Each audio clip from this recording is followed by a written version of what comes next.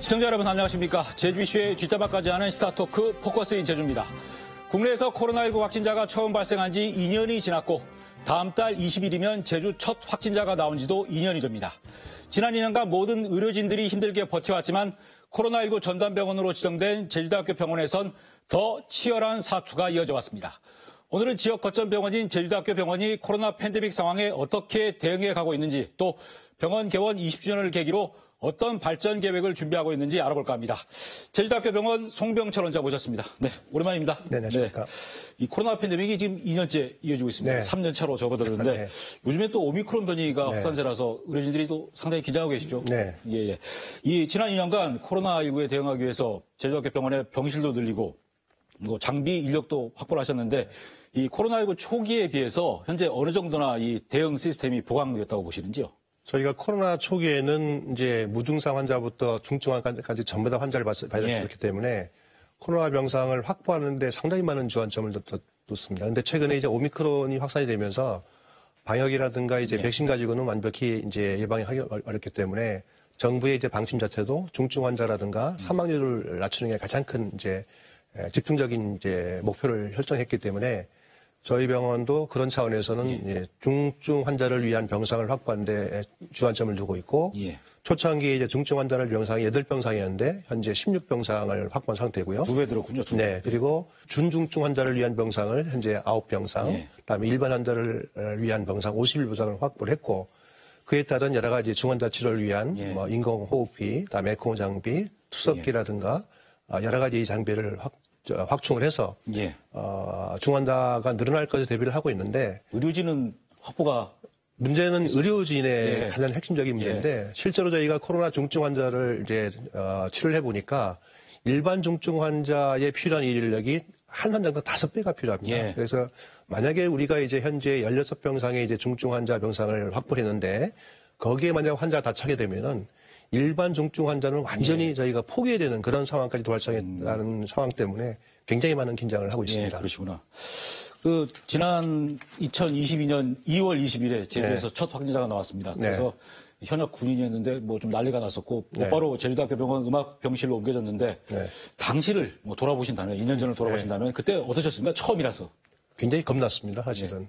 저희가 그런 병을 듣도 보도 못한 병이고 적을 알면 좀 대응이 쉬운데 적을 전혀 알지 못한 상황에서 발생했기 때문에 굉장히 사실 무서웠는데 저희는 사실은 이제 타 지역 병원에서 이제 코로나가 생겼었기 때문에 뭐 제주도도 반드시 올 거라고 생각을 했었는데 저희 병원은 2015년 메르스 이후부터 매해마다 1년에 2번 이상 이런 집단 감염병이 언젠가는 생길 거라는 가정하에 계속 그런 이제 환자가 발생하는 데 대한 대응 훈련을 해왔었습니다. 그렇기 때문에 처음 환자가 생겼을 때도 그런 대응 훈련대로 했었던 기억이 있고 그 당시에 대응 훈련을 할 때 직원들이 왜 이런 걸 해야 되느냐 이런 질문도 있었는데 국립대학병원은 이제 중요한 공공의료기관이기 때문에 그런 이제 미래에 대한 대비를 하지 않으면 그런 상황에서는 감당할 수 없기 때문에 의무적으로 했던 훈련이 실제 상황에서 상당히 도움이 되셨군요, 그러면. 예, 그렇습니다. 실질적으로 저희가 모의 환자를 만들어서 환자를 이송하는 것들을 계속 훈련해 왔었거든요. 메르스 이후에. 그리고 또 제가 뭐 기억나는 게 2020년 12월인가요?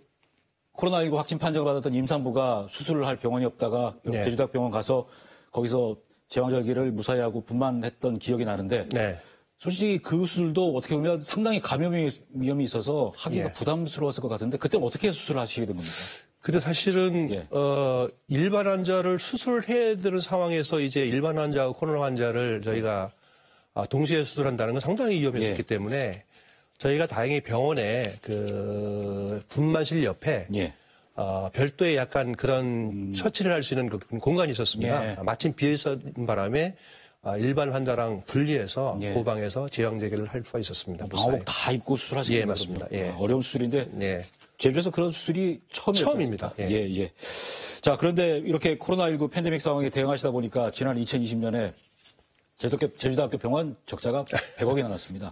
일반 환자 진료를 못하다 보니까 수익이 좀 줄기도 했고 그런데 또 코로나19에 대응하신다면서 병원 내부를 다 뜯어고치시고 장비도 보강하다 보니까 그런 상황이 됐는데 이렇게 적자를 감수하시면서 투자를 하시면서 이렇게 하신 이유가 어떤 것 때문인가요? 그 제주대학교 병원은 영리를 추구하지 않는 비영리 공공의료기관입니다. 그렇기 때문에 이제 적자가 예상되는 경우라도 제주도민에게 필요한 의료 영역이 있는 경우는 저희가 그거를 해야 되는 게 저희 의무이기도 합니다. 코로나 환자에 대한 국내 사망률이 현재 약 0.9%로 지금 보고되고 있는데 제주 지역의 코로나 사망률은 0.25%고 전국 평균의 3배 이상 낮습니다. 가장 이제 사망률이 낮거든요. 그런 치추로 봤을 때는 저희가 제주도민의 생명을 지킨다는 그런 의미에서 그런 가치를 실현하는 데 대해서 그 정도의 적자는 저희가 감수해야 되는 그런 거라고 생각을 하고 있습니다. 이 음악 병상 하나 정도 구축하는데 대략 비용이 어느 정도나 들어갑니까? 대략. 정확히 계산을 해보진 않았는데요. 저희가 최근에 리모델링을 하면서 음악병실 마련해봤는데 하나 병실을 개조하는데 한 1억 5천 정도 합니다. 뭐 장비도 또 추가로 들어가야 맞습니다. 되고 인력도 들어가야 되고. 또 거기에다가 평소에는 일반 병동으로 운영하다가 집단 감염병이 발생하면 곧바로 격리병동으로 전환할 수 있는 하이브리드 병상 증축 계획을 또 내놓으셨습니다. 이 하이브리드 병상은 어떤 시스템으로 운영이 되는 겁니까? 저희가 코로나 환자를 이제 최대한 격리를 할 노력을 했지만 같은 건물에서 이제 진료하다 보니까 뭐 환자라든가 또 아니면 또 이제 환자를 보던 의료진하고 일반 뭐 내원객 또는 환자가 겹칠 수밖에 없는 그런 상황이 벌어집니다. 그래서 저희가 이번에 감염병을 겪으면서 제주도에는 본관과는 비교적 독립적인 그런 공간이 필요할 생각이 들었고 거기에는 이제 일반적으로는 저희가 한 150병상을 증축할 계획을 하고 있는데 병상만 있는 게 아니고 술상도 있고 중환자실도 있고 여러 가지 영상의학에서 중재 시술을 할 수 있는 그런 시술이 다 들어갑니다. 별도의 병원을 하나 만드시는 거예요? 미니 병원 하나 만들어서 되시고요. 대신에 이제 일반 병실은 달리 감염병이 생겼을 때 격리구간이라든가 이런 시설을 미리 해놓고 평소에는 일반 환자 진료 수술을 하지만 만약에 코로나 같은 그런 집단 감염이 생겼을 때는 완전히 본관과 차단해서 감염병 환자만 전담으로 모든 시술을 할 수 있는 그런 이제 미니 병원 형태로 지금 생각을 하고 있고 2020년 말경 완공을 목표로 추진을 하고 있습니다. 그러면 이게 지난번처럼 어떤 병동이 격리되는 코호트 격리 같은 게 이제 다시는 없겠네요, 그럼요. 코호트 격리는 일반 병실에서 환자가 발생했을 때 하는 거기 때문에 할 수는 있는데 이미 이제 감염된 환자들과 제주도민을 소위 말하는 뭐 어떤 위험에 같이 노출시키는 그런 위험을 최소화시키는 개념으로 보시면 됩니다. 그리고 또 제주자치도가 이 병원 증축에 지방비를 지원하기로 결정을 했습니다. 아무래도 이 제주도학교 병원이 가지는 공공의료기관으로서의 가치를 인정해서 투자를 하겠다는 그런 거 아닌가요? 네, 맞습니다. 저희가 이제 하이브리드 병동 증축하는데 예산이 한 뭐 증축비하고 장비에서 한 550에서 600억 정도 추산을 하고 있는데, 이전에 국립대학병원에 대해서 지방자치단체에서 법적인 의무사항이나 행정적인 의무사항이 아닌 경우에는 지원한 적이 없었거든요. 근데 이번에 이제 코로나 상황을 겪으면서 제주 특별자치도에서 국립대학병원의 어떤 필요성을 절실히 느꼈다고 저는 판단이 들었고 그런 공감대에서 제주 특별자치도에서 총 이제 그 예산의 한 20% 정도를 지원하기로 했는데 저는 개인적으로는 이제 국립대학병원과 그 지방자치단체가 도민의 건강증진 사업을 위해서 이렇게 같이 협업하는 아주 좋은 모델이라고 생각을 합니다. 제주자치도에서 100억 이상을 투자하시는 거군요. 네네, 맞습니다. 그 병원 축축기금 마련을 위해서 어떤 기탁도 받고 계신다고 들었습니다. 뭐 제주 지역사회에서 많은 도움을 혹시 주고 계신지요? 저희가 이제 그 사업의 그 취지를 이해하시는 제주도민들이 십시일반으로 많이 도와주셔가지고 현재 이제 한 12억 정도의 후원금이 적립됐고요. 아마 이런 거를 계기로 통해 가지고 중앙정부 지원, 저희 자체 예산, 다음 지방정부, 다음에 제주도민들이 함께 일궈내는 그런 자랑스러운 병원이 되지 않을까 그렇게 생각을 하고 있습니다. 현재 제주대학 병원 부지 자체도 기탁받아서 하신 거지 않습니까? 사업농원을 기탁받아서. 굉장히 그래서 저는 개인적으로 그런 역사가 있는 병원이라서 참 외부인이 올 때마다 이러이러한 사연이 있는 병원이다라고 자랑을 가끔 하기도 합니다. 자, 이제 코로나19가 계속 장기화가 되고 있어서 공공의료의 중요성에 대해서는 뭐 온 국민이 다 실감하시고 공감을 하시고 있는데 송 원장께서 보시기에는 제주의 공공의료 수준은 현재 어느 정도까지 와 있다고 보십니까? 그 병원의 시설의 양적인 측면을 말씀드리면 전국의 공공의료 병상은 전체 병상이 한 10% 정도 굉장히 낮습니다. 근데 다행스러운 건 제주도는 32%가 공공의료 병상입니다. 제주대학병원, 제주의료원, 서귀포의료원. 그럼에도 불구하고 이제 OECD 평균에 65%에 비하면 굉장히 낮은 편이지만 다른 지자체에 비해서는 굉장히 높은 편이다 이렇게 평가를 하고 싶고요. 그런데 그 질적인 측면에서 들어가 보면 필수 의료 인력이라는 게 있는데 거기에는 이제 뭐 응급 환자, 중증 환자, 그다음 중재 시술, 그다음 코로나 같은 감염병, 그다음 신생아 산과 이런 것들이 굉장히 이제 필수 인력이 굉장히 중요한데 그런 필수 인력은 절대적으로 부족합니다. 저희 병원만 해더라도 이 분야에서 인력을 이제 충원을 계속하고 싶은데 수년간 지금 충원을 못하고 있는 그런 상황입니다. 예. 지금 요새 또 오미크론 때문에 좀 궁금한 게 그 전국적으로 지금 우세종이 돼가고 있는데 제주에서도 조만간 오미크론이 우세종이 될 것입니까? 예, 그렇죠. 네. 지금 추세가 좀 그런 추세가 나타납니까? 네, 지금 제주도도 지속적으로 좀 올라오고 있기 때문에 조만간에 뭐 다 오미크론 아닐까 그렇게 생각합니다. 뭐 저희 어제 뉴스를 보도를 했습니다만은 뭐 일부 전문가들은 제주에서도 하루에 200명까지 확진자가 늘어날 수 있다 이런 우울한 예측을 하시던데 그런 상황까지도 벌일 수 있을까요? 뭐 그게 전문가들의 예측이 뭐 맞을 거라고 추정을 하는데 그런 상황이 좀 벌어지지 말았으면 하는 게 개인적인 바람입니다. 그 최근에 제주에서 전지훈련단 집단 감염 발생해서 환자들이 계속 늘고 있는데 이런 환자가 폭증할 경우에 대비해서 그 제주 방역당국과 그 코로나19 전담병원 그리고 민간병원 간의 공조체제, 대응체제가 잘 구축이 돼 있는 편인가요? 어떻습니까? 사실 아직까지는 민간병원의 역할이 크지는 않기 때문에 저희가 세 개의 공공기관하고 이제 제주도청을 중심으로 이제 세 개의 공공의료기관이 정기적인 회의를 하면서 그때그때 대처를 하고 있는데 개인적으로는 굉장히 잘 됐다고 생각을 하고요. 아까도 말씀드렸지만은 전국 지자체 중에서 가장 사망률이 낮은 걸 봤을 때는 저희가 굉장히 잘했다고 보고 특히 지금 같은 경우는 제주대학병원으로 중증 환자 위주, 그다음에 두 개의 의료원은 경증 환자라든가 위주, 그다음에 이제 제주도청에서 관리하는 생활치료센터라는 재택관리가 굉장히 잘 되고 있기 때문에 저렇게 그런 의료의 전달 시스템이 잘 돼 있기 때문에 비교적 많은 환자가 발생을 해도 당분간은 잘 이겨낼 수 있지 않을까 생각하고 있습니다. 이게 뭐 섣부른 질문일 수도 있습니다만은 제주 현재 의료 대응 체계에서 수용 가능한 확진자 숫자를 대략 몇 명 정도로 보고 계십니까? 결국 제일 중요한 거는 중증 환자 발생인데요. 저희 생각에는 한 번에 중증 환자가 10명 이상이 생겼을 때는 코로나 환자는 관리가 가능한데 일반 중증 관리 환자에 상당히 심각한 체력이 생길 거라는 생각을 해서 그 부분이 가장 큰 걱정거리입니다. 지금도 제주 지역에는 중환자 병실이라든가 중환자 인력이 문제라서 가끔씩 중환자들이 이제 떠도는 경우가 있는데 제가 제일 걱정하는 부분은 그런 부분이고 실제로 코로나19 중환자의 사망률보다 일반 환자의 중환자의 사망률이 훨씬 높거든요. 그런 부분이 상당히 걱정되는 부분입니다. 그래서 사실 이 집단 감염병에 대비해서 그 감염병 전담병원이 설치가 돼야 되는 거지 않습니까? 제주에도 필요한데 근데 아쉽게도 경북은 올해 설치가 되는데 제주는 또 제외가 됐습니다. 사실 제주가 섬이라서 이 감염 환자가 급증할 경우에는 어떤 대응력이 약해지니까 꼭 전담병원이 있어야 되는 지역 같은데 어떻게 보십니까? 그 타 지역 같은 경우는 환자가 집단으로 발생을 해도 이웃 지자체로 환자를 이제 이송을 하면서 충분히 이제 그 병상을 공유할 수 있는 그런 시스템이 되는데 제주도는 섬이기 때문에 환자를 타 지역으로 이송할 수 없기 때문에 대체적으로 이제 이게 저희가 이제 그런 의료 대응 시스템이 필요한데 그런 측면에서는 제주도는 반드시 독립적이고 온전한 감염병 전담병원이 이제 필요하다고 생각을 하는데 현재 정부에서 이제 추가로 제주도하고 인도 송도를 지정할 계획을 하고 있는데 아직 확정되지 않았습니다만은 근데 여기서 보면은 이제 제주 지역에 이제 생각하는 병상 수가 12병상입니다. 12병상이 나오는 거는 2015년 메르스 경험을 했을 때 바탕으로 나온 보고서에 있는데 메르스는 감염력은 높지 않아 사망률이 높았었기 때문에 감염력이 높지 않았었거든요.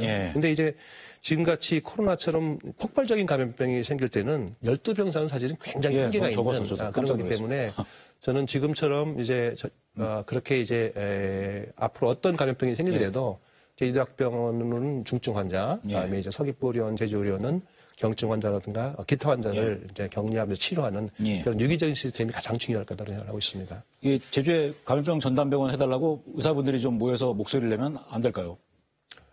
오히려 의사들은 반대하는 교수님들도 많습니다. 그렇습니까? 왜냐하면 이제 공중보건학적 측면에서 보면은 감염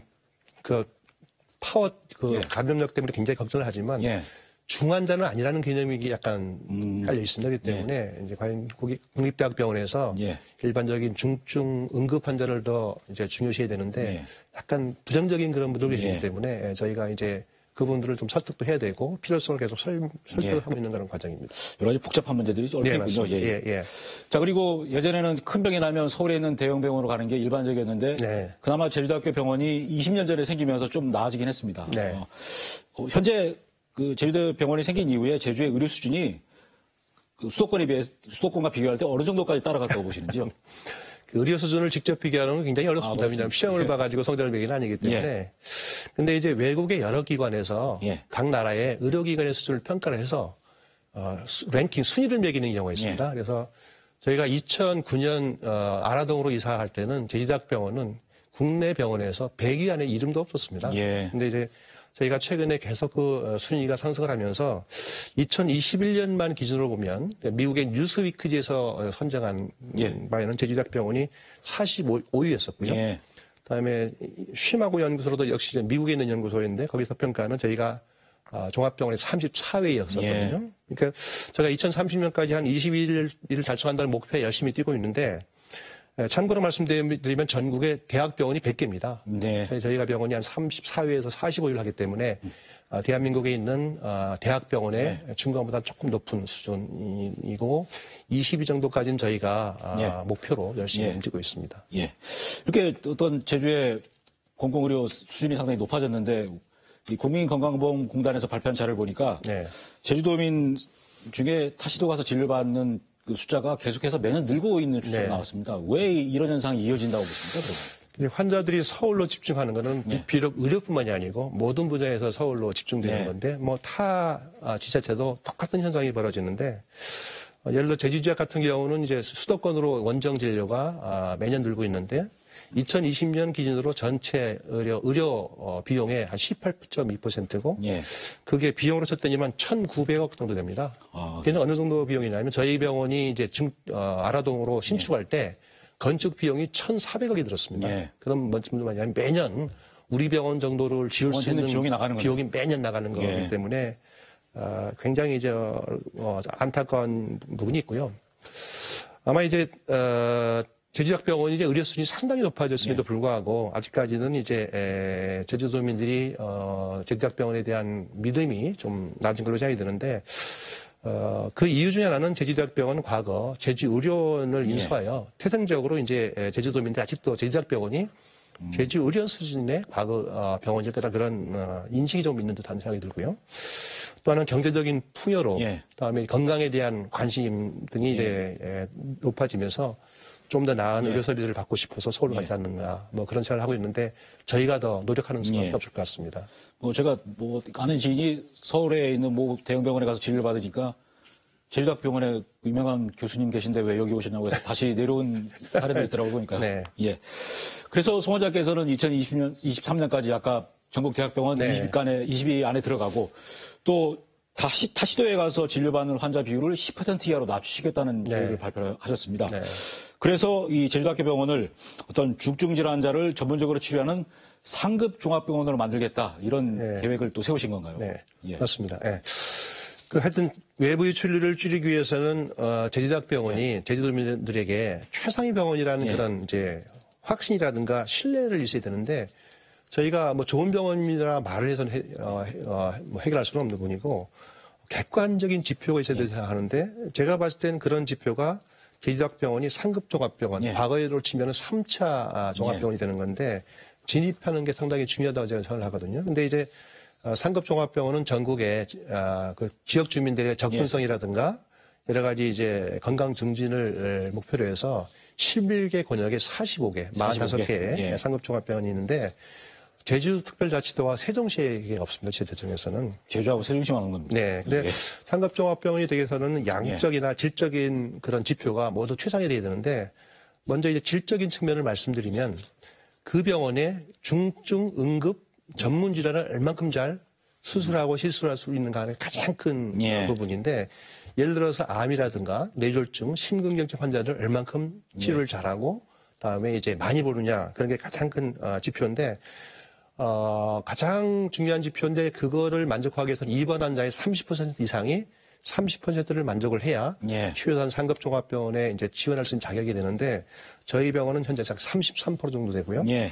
아마 저희가 봤을 때는 안정권으로 이제 상급종합병원 지원을 받기 위해서는 40% 이상이 돼야 예. 가능할 거로 보고 있고 또 하나는 이제 매해마다 예. 국민건강심사평가원에서 의료질 평가를 하는데 예. 거기에는 예를 들어서 암이라든가 뇌졸중, 심장병 같은 중증 질환 환자를 진단이라든가 치료를 얼마큼 잘하는가 예. 그래서 등급을 나누는데 저희 병원은 뭐 수년 동안 계속 1등급을 유지하고 예. 있었기 때문에 이런 질적인 부분에서 상당히 좀 접근을 했다고 보고 있는데 문제는 양적인 측면을 보시면 의료진 확보를 얼마큼 많이 하고 있느냐 이런 부분을 예. 이제 평가를 지표를 놓고 있는데 아무래도 병원 규모가 작다 보니까 그런 평가에 대해서는 상당히 좀 점수를 낮게 받습니다. 예. 그렇기 때문에 그런 의료진 확보를 위해서는 이제 반드시 병원의 규모가 같이 커져야 되기 때문에 저희가 이제 서둘러서 지금 800병상으로 증축하려는 계획을 갖고 있는 게 계획을 가지고 있는 겁니다. 일부에서는 상급종합병원으로 하려는 게 뭐 환자를 더 받으려는 거 아니냐 이런 오해를 하고 계신데 사실 상급종합병원에서 중증 질환자를 전문적으로 치료하고 나머지 의료기관은 일반 환자를 치료하면 어떻게 보면 의료체계가 선순환되는 거지 않습니까? 맞습니다. 그래서 필요한 거지 않습니까? 저희가 생각하는 게 그거고요. 저희가 가급적이면 외부 유출률을 10% 이하로 줄여서 가급적이면 그 환자를 뭐 일부는 제지대학병원에서 보고 일부는 다른 병원에서 보고 지금 제지대학병원 해도 일반 감기 환자 수없이 오거든요. 그런 환자들은 가급적이면 의원이나 이제 일반 종합병원으로 갔을 때는 그런 선순환이 되기 때문에 저는 이제 꼭 필요한 그런 이제 계획이라고 생각합니다. 제가 계속 말씀하셨습니다만은 이 제주대학병원이 외형적으로나 또 의료 서비스 측면에서 성장하려면 의료진 확보가 중요한데 요새 간호사 구하기도 어렵고 그래서 혹시 현재 40명인 제주대학교 의과대학 정원을 좀 더 늘리는 것도 한 방법이 될 수 있지 않겠습니까? 네, 맞습니다.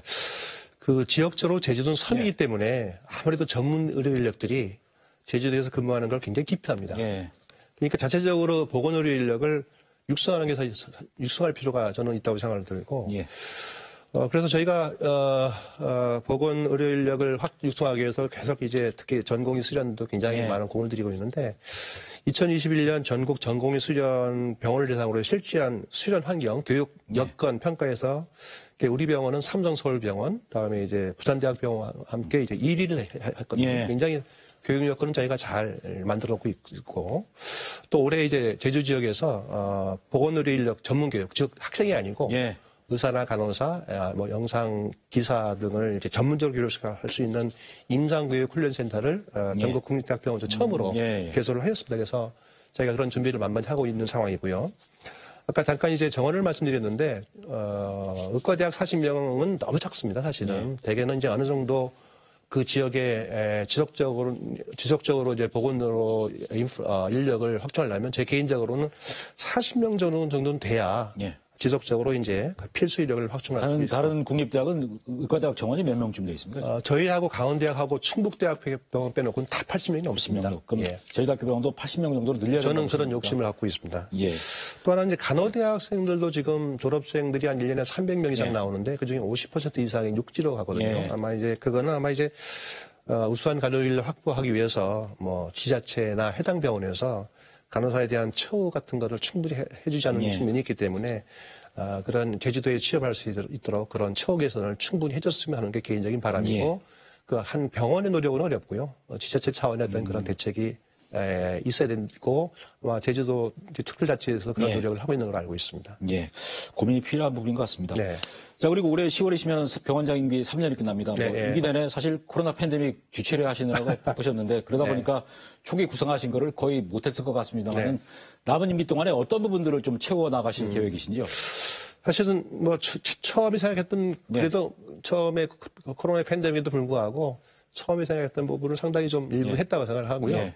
제가 병원장 취임 시부터 이제 제주 지역의 의료를 상급종합병원으로 진입하는 화두를 제주도민이라든가 전체 이제 교직원들한테 던졌기 때문에 어쨌든 그런 목표 달성을 위해서 매진을 하고 있고 남은 임기 내에도 정해진 타임테이블에 따라서 목표를 이룰 수 있도록 하여튼 마지막까지 소임을 다하는 예정을 하고 있습니다.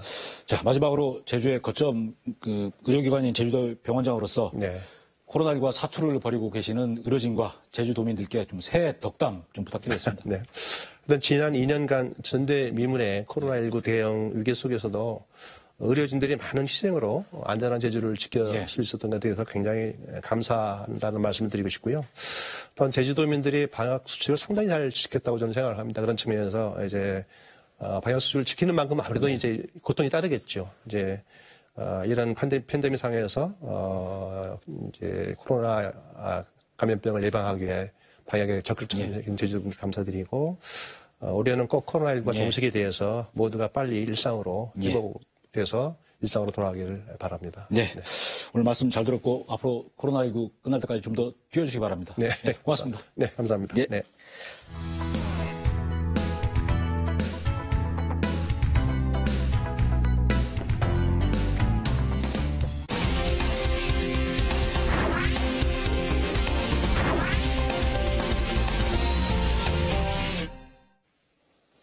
포커스 제주 후반부 이어가겠습니다. 올해 하반기부터 정부가 4.3 희생자와 유족들에게 국가 보상금을 지급하고 추가 진상조사도 진행됩니다. 그동안 멈춰있던 4.3 후속 사업들이 차근차근 시작되면서 제주 4.3 평화재단도 어느 해보다 바빠질 것 같습니다. 제8대 4.3 평화재단 이사장에 취임한 고이범 이사장과 자세한 얘기 나눠보겠습니다. 네, 반갑습니다. 네. 반갑습니다. 이 평화재단 이사장 맡으신 지 한 일주일 지났습니다. 네. 생각은 참 많으셨죠, 그동안? 짧은 기간에. 예, 중요한 일, 중요한 시기에 하게 돼서 참 무거운 마음입니다. 그런데 중요한 일인 만큼 전력을 다해서 진행하되 서두르지는 말자 하는 생각했습니다. 어떤 중요한 일을 서두르지 않으실 계획이신지요? 추가 진상조사가 우선 제일 중요하고요.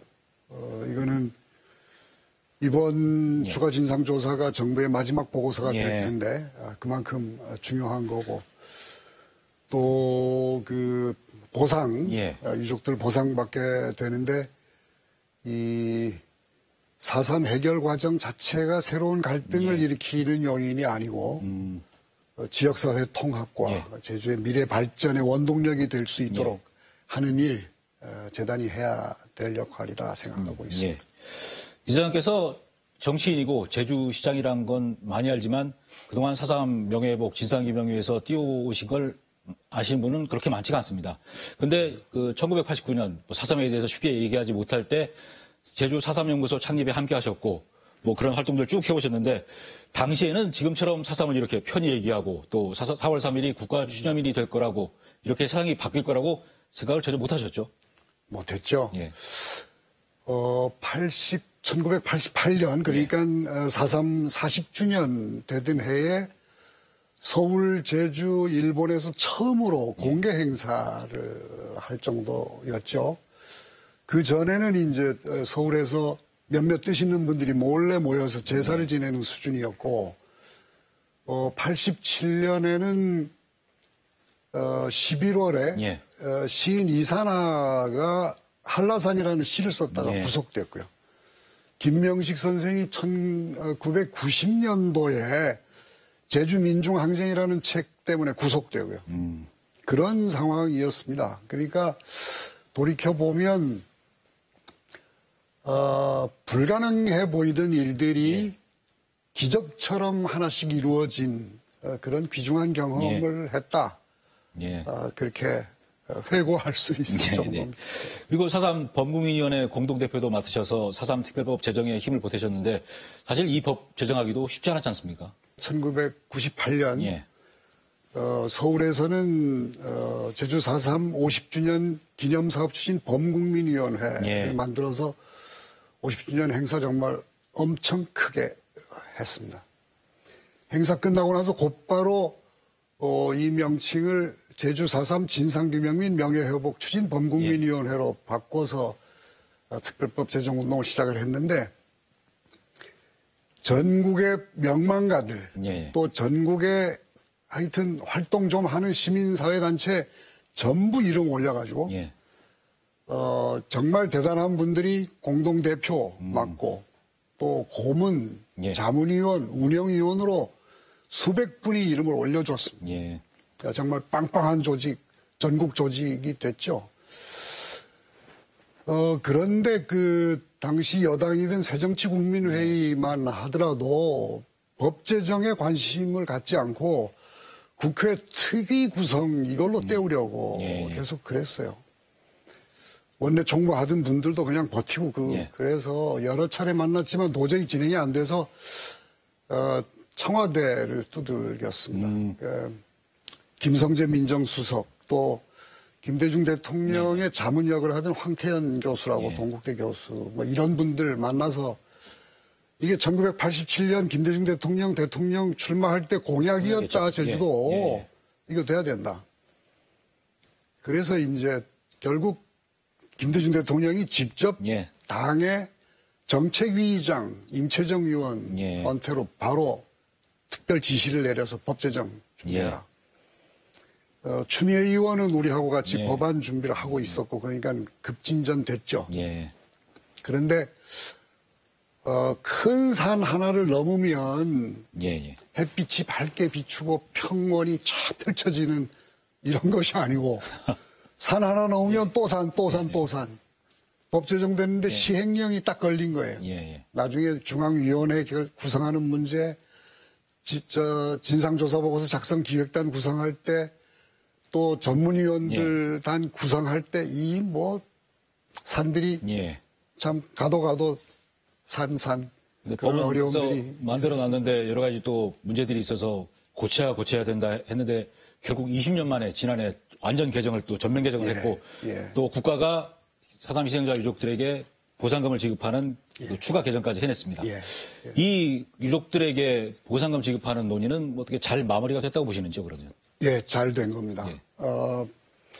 이게 피해 보상 할 때 피해 산정 방법이 호프만식 피해 산정 방식으로 하게 돼 있어서 이게 사람마다 그 소득의 편차가 있으니까 보상액도 편차가 있을 수밖에 차등액수가 될 수밖에 없고 그렇게 되면 이 14,000여 명의 희생자들에 대해서 개별적으로 다 조사를 해야 되는 거예요. 시간도 엄청나게 걸리고 절차도 복잡해지고 액수도 차등액수가 지급이 되면 또 이게 싸움 나니까 이게 대단히 어려운 상황에 이제 닥치게 될 거였는데 이거 하지 말고 그 일정 액수 지급돼야 된다. 뭐 이런 요구들을 했는데 행안부의 전해철 장관이 아주 그걸 잘 받아들여서 그렇게 결정했고 또 유족회에서도 대승적으로 이걸 수용해가지고 이렇게 진행된 걸 아주 잘 된 것으로 생각하고 1인당 9천만 원씩 보상금이 정해졌는데 뭐 적정한 액수라고 보십니까? 이게 이견이 조금 있긴 했습니다. 그 법원에서 이제 희생자 8천, 자녀 400, 그래서 84, 그렇게 해서 이제 배우자 4천, 가족, 자녀 800, 그 밖에 400, 이렇게 해서, 총액이 1억 3,200 뭐 이런 식으로, 법원에서 판결을 한 게 있어서 그것 주장을 한 분들도 있었지만 희생자 기준으로는 1,000만 원이 오른 셈이고요. 그다음에 유족들의 보상이나 수형 기간에 대한 보상은 별도의 절차를 거쳐서 추후에 더 추진할 수 있는 거기 때문에 액수도 오히려 더 많아진 면이 있습니다. 이제 올 하반기부터 4.3 희생자와 유족들의 신청을 받아서 보상금이 지급이 될 텐데 제주자치도에서는 별도 부서를 만들어서 지금 준비를 하고 있습니다. 그렇죠. 평화재단에서는 뭐 별도 다른 준비를 하고 계신 건 없으신지요? 재단으로 상담 전화가 많이 걸려오고 있습니다. 잘 안내하고 있고요. 특히 이제 불만을 제기하는 목소리가 많은데 사후양자 왜 안 되냐. 가족관계 특례 제외. 그런 것에 대해서 이제 행안부가 준비하고 있는 내용도 설명해 드리고 우리가 필요한 자료도 있으면 제공해 드리고 제주도에서 그 부서 만들어지고 행정 절차 발박할 때 우리도 유족회와 행정기관 사이에서 소통 잘 하면서 유족들한테 편히 제공하고 또 소외되거나 배제되는 유족들 생기지 않도록 그렇게 각별히 노력하겠습니다. 현재로서는 아까도 잠깐 말씀하셨지만은 4.3 당시에 부모가 희생돼서 이 호적 관계가 틀어져 버린 유족들은 보상을 받을 수 없지 않습니까? 이 4.3 특별법 개정하면서 이 가족관계 특례가 삭제돼 버린 바람에 이런 문제가 생겼는데 그 행안부에서 그 실태 조사를 하겠다고 했습니다. 평화재단에서 이런 부분에 대해서 좀 신경을 쓰셔야 될 것 같은데. 그동안 우리가 이 증언 채록하면서 갖고 있는 자료도 상당히 많이 실제 사례가 확보되어 있고요. 대체로 그 사후양자, 그러니까 결혼하지 않아서 대가 끊기게 된 분들이 그 형제가 자녀를 입양시켜서 그렇게 사후양자들인 게 되는데 이게 호적에도 올라가지 않으니까 유족으로 인정이 되지 않는 경우. 그 다음에 또 자녀가 있는 분들이 부모가 다 돌아가시니까 다른 분한테 호적으로 이제 입적이 돼가지고 신생자 부존재. 그래서 이제 이런 문제들이 뭐 부직 이수니까 이런 것들 다 바로 잡아야 이제 그 호적 정리하는 거. 실제 소외되는 분들이 없도록 하기 위한 행안부의 용역 이게 곧 시행될 거기 때문에 그때도 우리가 필요한 자료들 제공하고 그렇게 협조할 수 있습니다. 용역을 하더라도 이게 결국 소송은 해야 되는 거 아닙니까, 그러면? 그거는 그 법원하고 쭉 얘기를 해온 것들이 있는데 그 재심 관련도 직권 재심 하도록 돼 있듯이 이것도 그 법 개정이 필요하면 그걸 통해서 해결해서 일일이 다 재판 거치지 않아도 될 수 있도록 하는 절차가 필요하다고 봅니다. 뭐 보상을 받으실 유족들은 받아야 되는 거니까요. 그렇죠. 자, 그리고 4.3 특별법이 개정되면서 19년 만에 추가 진상조사를 하게 됐습니다. 이상 취임하시면서도 뭐 평화재단에 전력을 다하겠다 이렇게 말씀을 또 아까도 하셨고 했는데 1차 조사 때 비교해서 어떤 부분의 조사가 추가돼야 된다고 보시는지요? 2003년도에 그 진상조사 보고서에서 미진한 부분이라고 지적한 것들이 있었습니다. 그게 행방불명 피해 실태가 제대로 되지 않았다. 또 마을별 피해 사례가 구체적으로 조사되지 못했다. 그다음에 진압작전 지휘체계에 대한 그 명확한 규명이 부족했다. 그리고 역사적 평가가 미흡했다. 이런 미진한 부분으로 이런 것들을 밝히고 있어요. 이런 의견들을 수렴해서 재단에서 안을 마련하고 그 분과위원회, 중앙위원회, 분과위원회가 마련이 됐는데 그 위원회에서 논의해서 주제를 결정했습니다. 6가지 주제를. 그래서 마을별 피해 사례, 그다음에 행방불명 피해 사례, 그다음에 제주인 피해 조사, 그다음에 미국의 역할 조사, 그다음에 군경 토벌 때와 무장대 활동, 그다음에 연좌제 피해 사례 이런 것들 조사하게 돼 있죠. 그래서 조금 어렵지만 그래도 우리가 의지를 가지고 법에 보장된 권한 충분히 행사하면서 충실하게 조사할 수 있도록 최선을 다하겠습니다. 근데 이 마을별 피해 조사 그리고 연좌제 조사, 미 군정의 책임 조사 이거만 하는데도 상당 기간 걸릴 것 같은데 추가 진상조사 기간은 그러면 어느 정도나 생각하고 계십니까? 조사 기간 2년 잡고요. 보고서 작성하는데 1년 잡고 있습니다. 그래서 올해부터 이제 다음 달부터 곧 이제 그 조사 요원들 저희 확보하고 그래서 시작이 될 텐데 2024년 1년 동안은 그 22, 23 조사하고 24년 1년 동안 보고서 작성하는 것으로 그렇게 예상하고 있습니다. 진상조사 보고서가 나오게 되면 그 이후에 이 보고서를 가지고 뭔가 다른 직들을 논의가 되나요? 그거는 이제 4.3위원회가 의결을 해가지고 국회에 보고하게 되고 그러면 이제 정부의 보고서로 채택이 되는 거죠. 후속 사업도 또 할 수 있겠네요, 그럼요. 그렇죠. 법에 그 재단이 추가 진상조사 하도록 돼 있기 때문에 이 보고서가 나오더라도 그래도 좀 미진하다 싶은 거는 계속 할 수 있을 것 같습니다.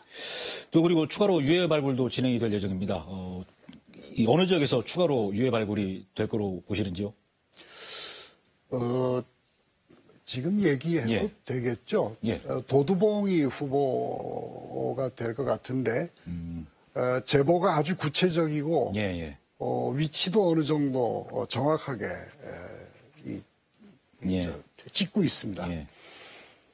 그래서 거기 몇 구가 될지는 모르지만 그래도 거기 후보가 될 거여서 올해 아마 그렇게 하게 될 것 같고요. 정뜨르 공항 활주로 밑에서 발굴됐던 유골을 계속 이제 그 신원 확인을 하고 있는데 좀 새로운 기법으로 DNA 조사하는 기법들이 좀 나와서 작년에 5구가 추가로 확인이 됐습니다. 신원이. 예. 그런데 중요한 것은 유족들이 한 집안에 한 분만 체혈을 할 게 아니라 형제들 전부가 체혈을 해서 확보를 해놓으면 다른 분이 일치하는 것으로 DNA 확인이 안 되더라도 다른 분한테서 확인될 수 있어서 이 체혈 작업 돈도 좀 많이 들어가는 거지만 요거 좀 유족회하고 협조해서 좀 많이 확보해 놓도록 그렇게 좀 준비해야 되겠다 생각하고 있습니다. 가족 여러분이 채취하시는 게 좋은 거군요. 예, 예. 그리고 또 지금까지 4.3 진상규명 명예회복 위해서 활동하시다가 뭐 고초를 겪고 또 간첩 조작 사건에 몰린 분도 있습니다. 그분들이 상당히 지금 어렵게 사시는데 이런 부분에 대한 어떤 피해 보상 노력도 이제는 생각해 봐야 될 시점이 아닌가요? 그 도의회에서 조례 제정 되지 않았나요?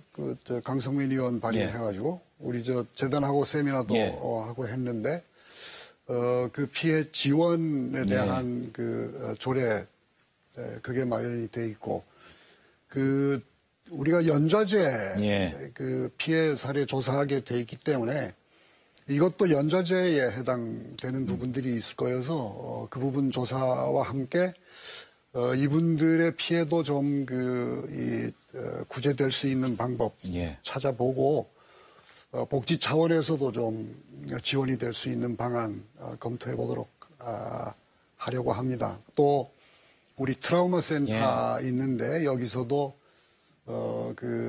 정신적인 그런 상처 치유받을 수 있는 방법도 저희들 추진하려고 하고 있습니다. 이런 피해자가 대략 몇 분 정도로 추정되시는지 혹시?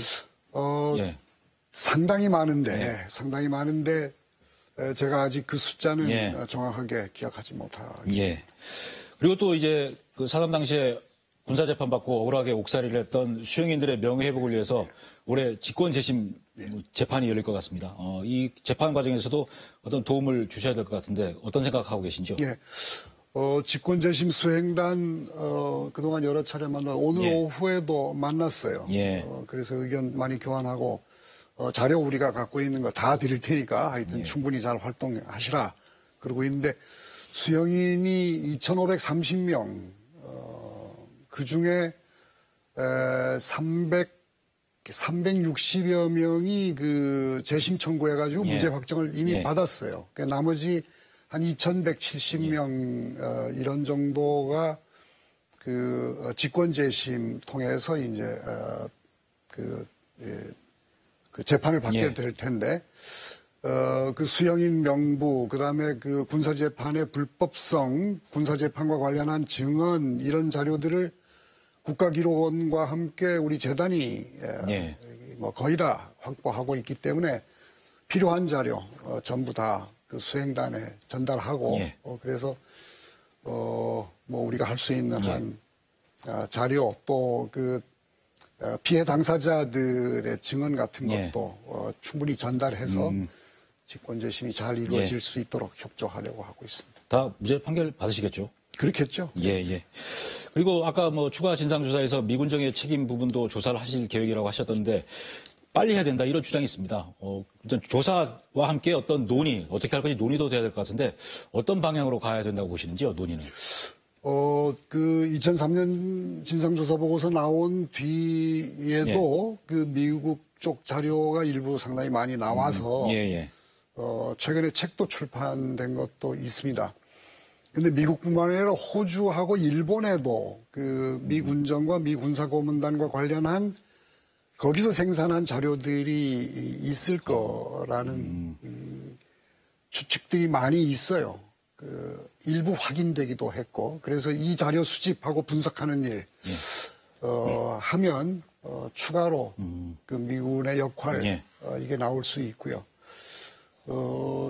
중요하죠. 그 군사 고문단이 여기 와서 현장에도 가고 감독하고 지휘하고 이랬으니까 그런 것들이 자료로 충분히 입증될 수 있으라고 보고 있습니다만 하여튼 최선을 다해서 자료 찾아야죠.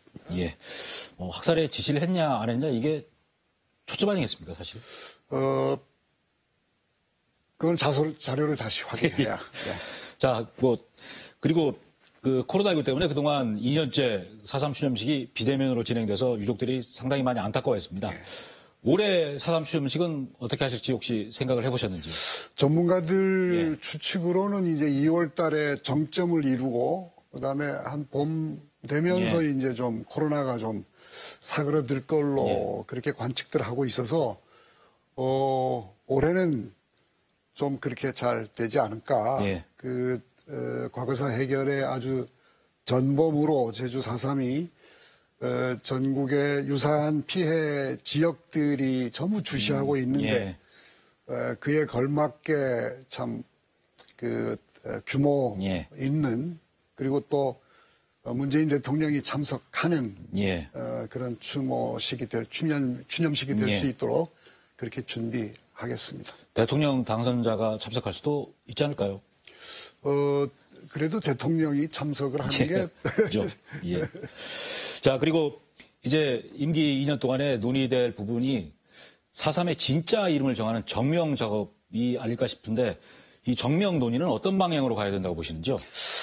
그동안 학계 등 전문가 그룹에서 이제 많이 그 문제를 제기했죠.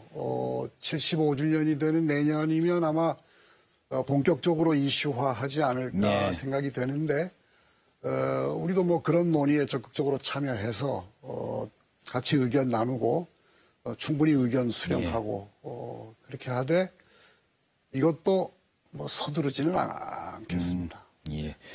그 4.3 평화공원에 대한 관심도 상당히 많아졌습니다. 가시는 분도 많고 이 평화공원 운영에 대해서 좀 새로운 구상을 하고 계신 건 있으신지요? 이 평화공원이 희생자들을 위령하고 유족들에게 위로가 되고 또 후세대의 교육의 장이 되도록 하는 거 아니겠습니까? 2011년부터 17년까지 3단계에 걸쳐서 도성 작업이 진행이 됐는데 지금 좀 많이 좀 황한 셈이에요. 그 이런저런 시설물 복잡하게 함부로 갖다 놓을 건 아니지만 우선 좀 엄숙하면서도 품이 있고 포근한 느낌이 있으면 좋겠다. 그래서 조경 쪽도 좀 관심 가지고 그래서 좀 꾸며볼 생각입니다. 그 동선도 관람 동선도 조금 좀 개선해야 하고 또 그 편의 시설도 좀 더 있어야 되고요. 자, 마지막으로 이 4.3 평화재단 이사장 임기 2년 동안에 꼭 해내고 싶은 목표가 있다면 어떤 게 있으신지요? 추가 진상 조사 잘 하는 거 하고. 법에 정한 재단의 역할 상당히 많이 있습니다. 근데 제가 좀 걱정이 되는 게 이제 돈이 나오면 조금 좀 불편한 일들이 생길 텐데 이런 과정 자체가 제주 지역 사회에 새로운 갈등 요인으로 등장하지 보상금 지급된 이유 말씀하시는 거죠? 않도록 저희가 할 수 있는 일 최선을 다해서 해야 되겠다 하는 생각이 있습니다. 오늘 말씀 잘 들었고요. 4.3 중요한 시점인 것 같습니다. 많은 노력 부탁드리겠습니다. 고맙습니다. 열심히 하겠습니다. 네, 이제 대통령 선거가 50일 정도 남았습니다. 그런데 제주에선 관심이 그리 높지가 않은 게 사실입니다. 여야 유력 대선 후보들이 경선 기간에 딱 한 번 제주에 왔을 뿐 대선 후보가 된 이후엔 언제 온다는 얘기조차 없기 때문입니다. 한쪽 후보는 제주와 관련해서 아무런 공약도 내놓지 않고 있고 다른 후보는 제주와 관련해 언급했던 해저 고속철도 문제로 제주가 시끄럽지만 별다른 해명도 내놓지 않고 있습니다. 제주 유권자가 적어서 선거 판세에 큰 변수가 아니라고 홀대를 하는 걸까요? 그동안 대통령 선거에서 제주 1위 득표자가 늘 대통령에 당선됐다는 걸 잊지 말아달라고 감히 전하고 싶습니다. 네, 포커스인 제주 오늘은 여기서 마치겠습니다. 고맙습니다.